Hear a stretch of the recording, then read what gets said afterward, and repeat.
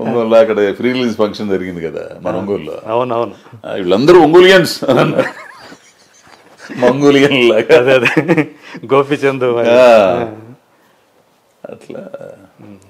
So రేపు భోళా Shankar release కాబోతుంది, నీ అంచనాలు ఏంటి భోళా శంకర్ మీద? తిరుగులేదబ్బాయి, తిరుగులేదంతే. ఆయన ఏందో ఇక ఇంకొక 10 years చూపించేస్తాడు. వీళ్ళు ఆయనతో పోటీ పడడం ఇవన్నీ మధ్యలో అంత గ్యాప్ వచ్చినా 9-10 ఏళ్ళు గ్యాప్ వచ్చి వచ్చినా కూడా. ఎందుకంటే ఒక అంటే ఆర్టిస్ట్కి అతనుకున్న ఇది ఆయన కోట్లు మిలియన్స్ కాదు అసలు, ఆయనకున్న చరిష్మా, ఆయన చేసేది ఒక మోసలో వెళ్ళిపోయేదాన్ని మలుపు తిప్పాడు కదా. డాన్స్లో కానీ ఫైట్స్లో కానీ స్పీడ్ చూపించాడు కదా. వీళ్ళందరికీ ఆద్యుడు ఆయనే కదా. సో ఇప్పుడు వాళ్ళతో ఆయనతో పోటీ పడలేరు ఎవరు కూడా. ఇప్పటికీ సమస్య లేదంతే. సో మొత్తానికి ఆయనతో యాక్ట్ చేసే అవకాశం కోసం ఎదురు చూస్తుంది అంతే. ఇంకేంటి, నీకేమన్నా పాలిటిక్స్ ఏమన్నా మనసు ఏమో చేస్తానేమో తెలియదు. ఈ ఎలక్షన్స్ లో మాత్రం ఏదో ఒకటి చేయాలని ఉంది నాకు. అదే ఆల్రెడీ అడుగుతున్నట్టున్నారు. అడుగుంది, వెళ్ళాలనే ఉంది నాకు. ఎటువైపు ఇంతకీ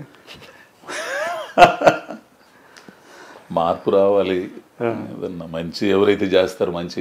సో మొత్తానికి మార్పు రావాలని కోరుకుంటున్నాం. మంచి ఎవరైతే చేస్తారో వాళ్ళ తరఫున ఖచ్చితంగా. ఏమన్నా జనసేన నుంచి ఏమన్నా వచ్చిందా ఆఫర్? లేకపోతే పాపం ఎవరేం అనలే, జనసేన కానీ ఎవరేం అనలేదు. కాకపోతే ఏంటంటే చెయ్యాలి ఏదో ఒకటి అని చెప్పేసి ఆలోచన. ఇప్పుడు ఎలా ఉంది అనుకుంటున్నావు? ఏమన్నా నీ అభిప్రాయం ఏమన్నా చెప్పగలుగుతావా అక్కడ? ఏమన్నా అసలు అంటే రాజకీయాలంటే ఒక టైంలో అసలు ఇట్లా ఇంతగా దిగజారిపోతాయి అనిపిస్తుంటుంది. ఇప్పుడు జరుగుతున్న పరిస్థితులు చూస్తుంటే ఏపీలో అసెంబ్లీ కానీ రాజకీయ నాయకులు మాట్లాడుకునే భాష కానీ ఇవన్నీ కూడా ఇంత ఇదిగా ఉంటుందా? అంటే రాజకీయ నాయకులు అనేవాళ్ళు అంటే ప్రజలకు బాధ్యత వహించేవాళ్ళు, ప్రజలకి మార్గదర్శకంగా ఉండాలి, వాళ్ళ నుంచి నేర్చుకుంటారు, వాళ్ళ నాయకుల నుంచే జనం నేర్చుకుంటారు ఎక్కడైనా సరే. కానీ ఇప్పుడు అక్కడ మనం ఎక్కడైనా సరే మామూలుగా చూస్తూ ఉంటే ఇవాళ ఒక్క ఏపీలోనే కాదు అసలు టోటల్గా వాళ్ళ ప్రవర్తన కానీ వాళ్ళ భాష కానీ. ఇన్ని వేల కోట్ల మంది ఉన్న మనుషులు పన్నుల రూపంలో కట్టిన వేలాది కోట్ల రూపాయల ధనాన్ని వాటికి ధర్మకర్తలుగా ఉండాలి కదా మీరు అక్కడ. ప్రజల చేత ప్రజల కొరకు ప్రజలే పాలించుకునే ప్రజాస్వామ్య వ్యవస్థలో నువ్వు ప్రజాప్రతినిధి అక్కడ పెట్టారు. మా సంక్షేమం చూడరా, మమ్మల్ని పాలించరా, మేము పనులు చేసుకుంటున్నాం, ఇంత దేశాన్ని నువ్వు చేయాలని నీకు ఒక బాధ్యత అప్పు చెప్తే నువ్వు సేవకుడివి, నీ ముల్లికాడిది ఏమి ఇవ్వట్లేదు అసలు. అవును, నువ్వు ఏది చేసినా జనం సొమ్మేగా. జనం సొమ్ముకి ధర్మకర్తగా ఉండాల్సిన వాడు నువ్వు దైవాంశ సంభూతుడుగా పైనుంచి ఊడిపడ్డోళ్ళగా నేను అది ఇచ్చాను ఇది ఇచ్చాను అంటాడు ప్రతివాడు. నాకు ఎప్పటికీ అర్థం కాదు. సొంత సొమ్ము ఏమైనా ఇస్తున్నావా? రాజకీయాల్లో రాకముందు నీ ఆస్తి ఎంత, రాజకీయాల్లోకి వచ్చిన తర్వాత నీ ఆస్తులు ఎంత ఒకసారి లెక్క దీ దమ్ముంటే. అసెంబ్లీ సాక్షిగా, పార్లమెంట్ సాక్షిగా రాజకీయాల్లోకి రాకముందు నీ ఆస్తులు ఎంత, ఇప్పుడున్న నీ ఆస్తులు ఎంత, నీ బినామీలు ఎవరెవరు, దమ్ముంది ఎవడికన్నా? ఎవడికి లేదు.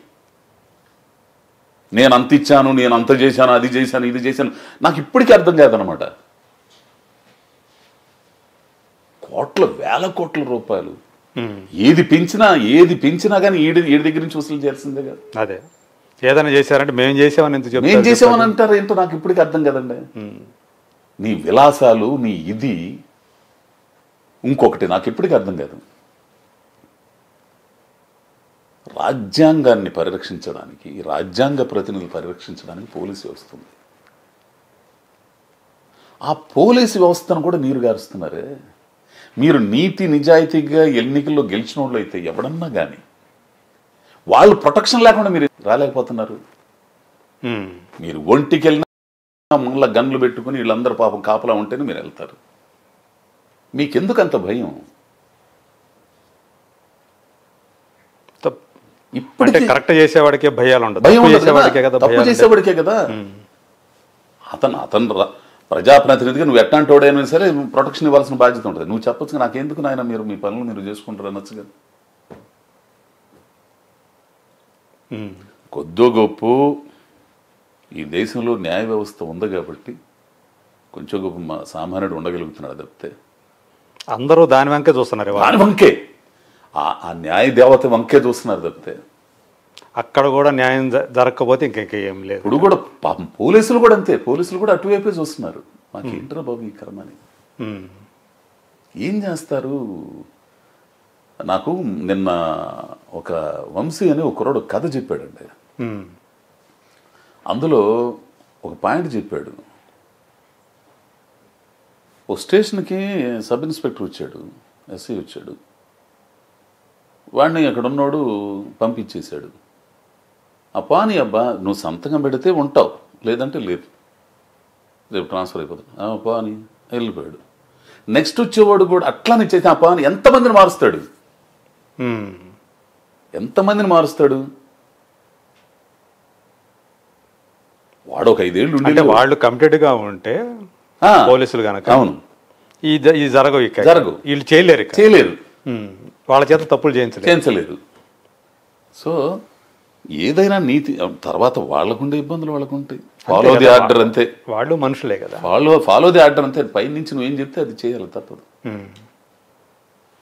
సో ఇవన్నీ చూస్తా బాధపడుతూ ఉన్నావు ఇవన్నీ కూడా. అంటే ఇదివరకు ఇలాంటి వాతావరణం ఎప్పుడన్నా కనిపించేదా నీకు? ఇంత దారుణంగా లేదబ్బా, ఇంత దారుణంగా లేదు. మీకు విషయం తెలుసు, నీకు తెలుసో లేదో, రాజకీయ నాయకులు అంటే మన చిన్నతనంలో కూడా ఒక వయసు ఉన్నోళ్ళు, ఒక పెద్దరికంతో ఉన్నోళ్ళు పంచగట్టు కట్టుకుని ఆయన ఎమ్మెల్యే ఆయన ఇది అనుకునేవాళ్ళు. ఆ వయసు ఉన్నోడికి ఏంటి జీవితం తెలుసు, సంసారం తెలుసు, కుటుంబం తెలుసు, బాధలు తెలుసు, ఉత్పత్తి ఎట్లా చేయాలి, సంసారంలో వచ్చే బాధలు ఏంటి, వాళ్ళని ఎట్లా పోషించుకుంటారు, వాళ్ళకి మార్గాలు ఏం చూపించాలి, పథకాలు ఏం పెట్టాలి, ఉత్పత్తి పెంచే మార్గాలు, ఇవన్నీ ఆలోచిస్తాడు. సమాజం గురించి ఆలోచిస్తాడు. సాధక బాధకాలని తెలిసి ఉంటాయి కాబట్టి. ఇప్పుడేంటండి నాకేం అర్థం కాదు. ఇట్లా యూత్ యూత్ యూత్ అంటారు, యూత్ అంతా వచ్చి కూర్చుంటే సరిపోయిద్దా? మరి ఎందుకుండాడు మోడీ గారు అంత ముసలోడు? ఆలోచన విధానం విశాలంగా ఆలోచించగలగాలి కదా. అవును, చాలా విశాలంగా ఆలోచించగలిగిన వాళ్ళకి, ఆ అనుభవం ఉన్న వాళ్ళకి ఆ పదవి రావాలి. ఏం చేస్తే ఏమవుతుంది, ఎట్లా వెళ్ళాలి, ఎట్లా మంచి ఏంటి చెడు ఏంటి, తొందరపడితే ఏమవుద్ది, పర్యవసానాలు ఇవన్నీ ఆలోచించే కుర్రాళ్ళని తీసుకొచ్చి ఎందుకు పెట్టరండి? సో వీళ్ళు మాట్లాడుకునే భాష కూడా ఏంటి వ్యక్తిగతంగా ఎందుకండి అసలు? ఎవడైనా కానీ వాడు ఎవడైనా అవతలోడు కానీ యువతలోడు కానీ ఇప్పుడు రాజకీయానికి ఒక సిద్ధాంతం ఉంటుంది, ఒక ప్రాతిపదిక ఉంటుంది, ఇవన్నీ ఉంటాయి. నువ్వేం చేస్తున్నావు, నీ మేనిఫెస్టో ఏముంది, నీ రాజకీయ పార్టీ సిద్ధాంతాలు ఏంటి, అవి ప్రచారం చేసుకొని ఈ అధికారంలోకి రాగలిగితే మేము చేయగలుగుతాం అని నువ్వు చేసుకోవాలి. వ్యక్తిగతంగా అదిగా బూతులు తిట్టుకోవటం ఎక్కడ అంటే